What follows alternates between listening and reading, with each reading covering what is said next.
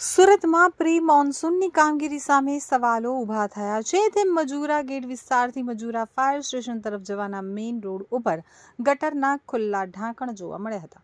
એક તરફ તંત્ર દ્વારા પ્રી મોન્સૂન કામગીરીની વાતો કરવામાં આવે છે, તો બીજી તરફ આ પ્રકારે ગટરના ખુલ્લા ઢાંકણ જોવા મળ્યા.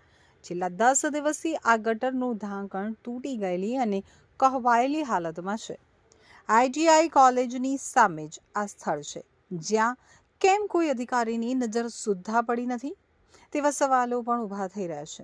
ચોમાસાને હવે ગણતરીના દિવસો જ બાકી છે, ત્યારે કોઈ પણ ગંભીર ઘટના બને તો જવાબદાર કોણ?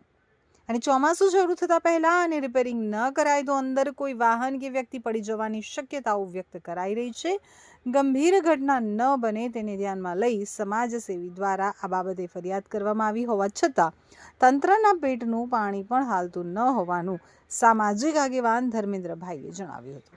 ગેટની મજૂરા ફાયર સ્ટેશન જતા રોડ પર ITI કોલેજની સામે બિલકુલ આ રીતનું જે ઢાંકણ તૂટેલું છે, આ ખૂબ ખતરનાક પરિસ્થિતિમાં છે. કોઈ પણ રાહદારી એની અંદર પડી શકે, બાઇક ચાલક પડી શકે. અને પ્રી મોન્સૂન જ્યારે મોન્સૂન આવવાની શક્યતાઓ છે, ત્યારે જે પ્રી મોન્સૂનના નામે મહાનગરપાલિકાનું તંત્ર કામ કરી રહ્યું છે, એમાં ઘણી બધી ક્યાંક ને ક્યાંક કચાશો છે. ગોકળગતિએ કામ થઈ રહ્યું છે.